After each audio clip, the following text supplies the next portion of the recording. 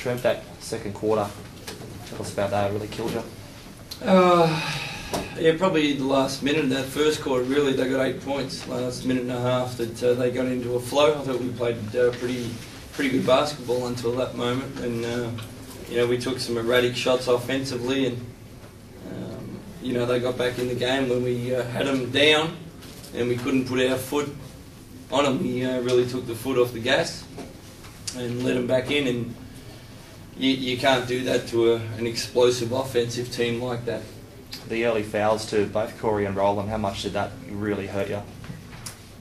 Listen, I'm not going to say anything about the refereeing. It was frustrating for me, but sure frustrating with the players, so I'm not going to elaborate on anything like that.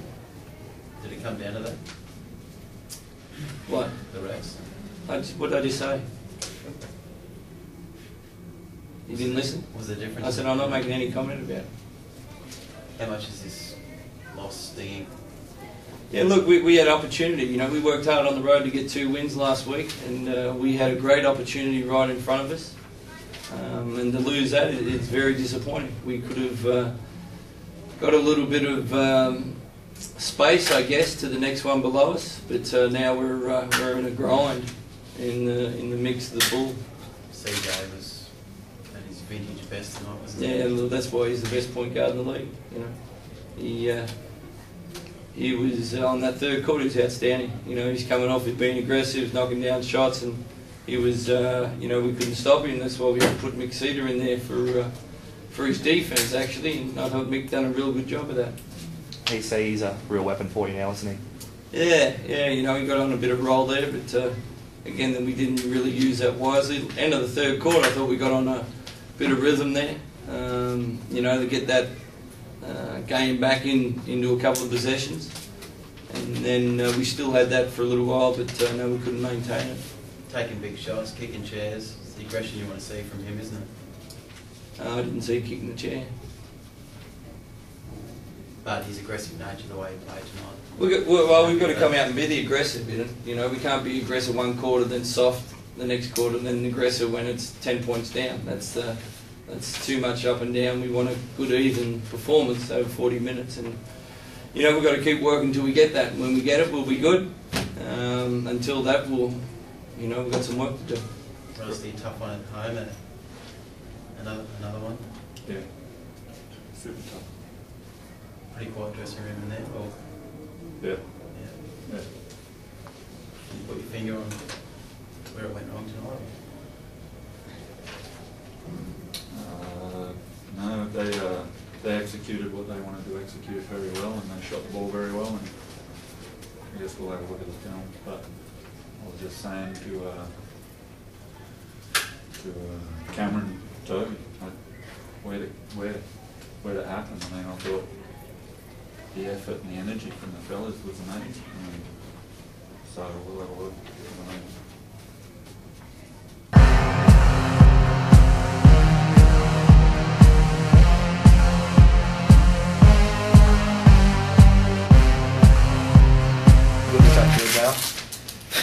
Oh, it's good on many levels just to come in and win, but then also, you know, us were pretty shabby Wednesday night. We haven't had a road win, so to be involved in that and hopefully bring something to the team, you know, that's, as a player, that's what you want to do. How was that stepping out onto the court, mate? Yeah, look, just I really didn't know what to expect when I went out there, but then when I went out there and just the support from the fans, you know, that's unbelievable. And as I've always said, you know, Townsville's home for us, and yeah, you know, it's just nice to be. I guess it's respect, so it's sensational. Like, you know, my hat's off to the community. Couple of big threes, still got it. Yeah, I missed a couple though, so that's what I always dwell on. The couple you miss, you know, you're always striving for the perfect game.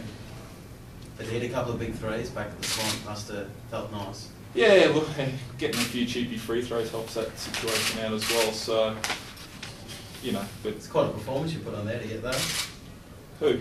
You. I didn't perform. Worthy of an Oscar. My teammates just said, shoot him. I said, beautiful. So, but, you know, let's not take away from the way the team played tonight. CJ was a conductor tonight. He was the maestro out there. Oscar Foreman come up with some big baskets.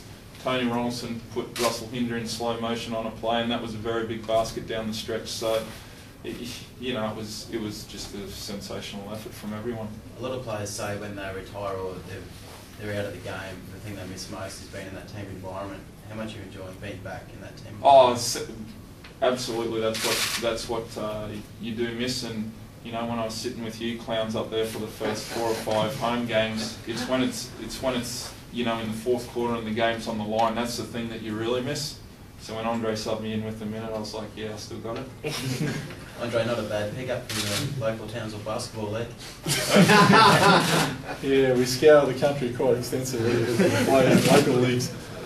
Obviously, having an association with John, I had an appreciation of what he would bring to the table, and the situation we were in, it just seemed like a really good fit.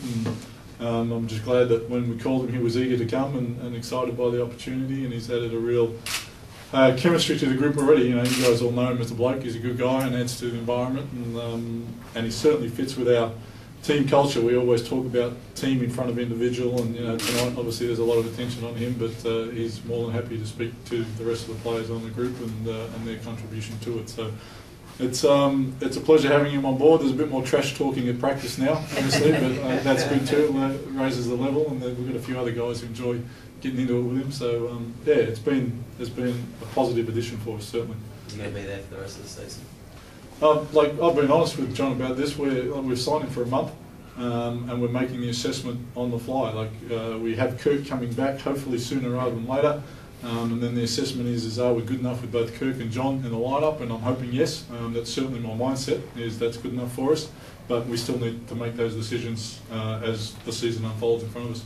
Will he play more minutes as the season unfolds, do you think? Or are you happy with him in the role he's playing at the moment? Again, you play it as it unfolds, and I think it's hard to talk about minutes and, you know, who's going to play what.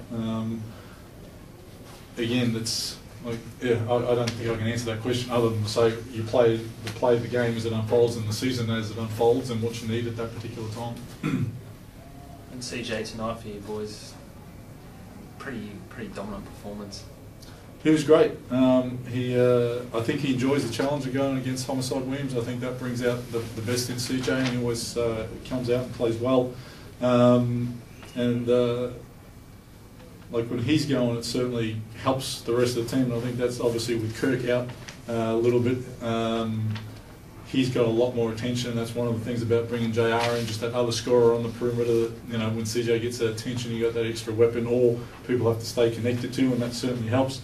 But as JR said, you know, you got CJ kind of orchestrating it there. You got Oscar Foreman doing his thing. Rick Rickett was great, bounced back from the game on Wednesday night, and then you look at someone like Hanare, you know, for his 200th game, plays 20 minutes, he only has 2 points, but like he comes out and he makes things happen, and like that last alley-oop play, like that's something that Paulie saw. He called the play, like he made the pass, and that was a big play for us. So everyone contributes in their own way. First quarter, mate, 16 points down on the ropes. What was said? I thought we just needed to take care of, certainly the rebounding was an issue for us, and we gave them layups. And that was some things we need to clean up, and I think we had 7 turnovers in that first quarter as well. So there were certainly areas that we could, if we just clean up a little bit, we were right, and that's certainly something we spoke about yesterday, was ensuring that we play over 40 minutes and right in the highs and lows. You know, things are going to happen in the game. You're going to get down, you're going to get up, and you just got to try to stay emotionally stable. I think prior to tonight on the road, we'd felt that weight a little bit when we got down, and that's again without even with Kirk in there. We're still, everyone sees us as old, but we've got a lot of guys, young guys, who are playing major roles.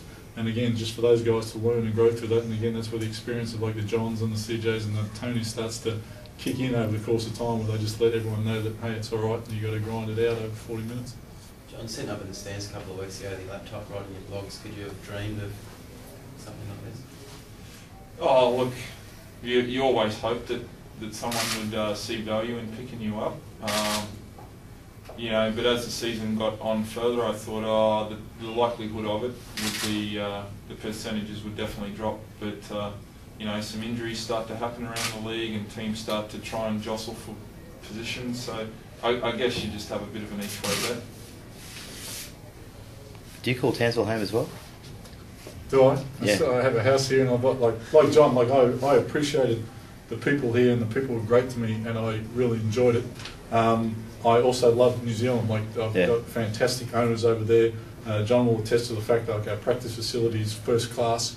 Everything's going in the right direction, and I can't be more thankful for landing in that environment and for them giving me my opportunity as a head coach. So as long as they want me, I will be there. If they fire me, which all coaches eventually get fired, then we'll decide what my wife's in Canberra and have a house here.